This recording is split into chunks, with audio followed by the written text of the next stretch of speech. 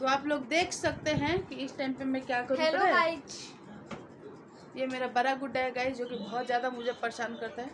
और इधर से देख सकते हैं ये मेरा छोटा गुड्डा है, जो कि सामान फैलाने में एक्टर है। देख सकते हैं कुछ भी इसको मिलेगा ये तहस नहस करने में माहिर है।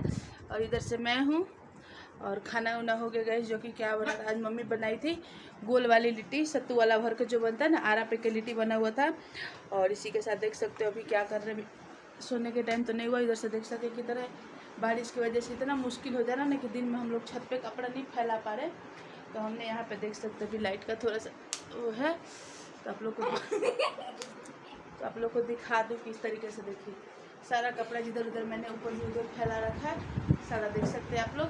और इधर से भगवान जी को बोल देते हैं गुड नाइट, क्योंकि भगवान जी अब सोने जा रहे हैं। इनका लाइट ऑफ करेंगे, आराम करेंगे।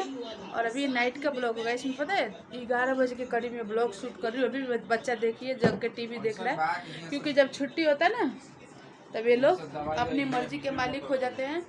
और आप सब देख सकते अभी हम लोग, आप सबको गुड नाइट गाइस। तभी हम लोग जा रहे हैं आराम करने। और बाय बाय, शुभ रात्रि।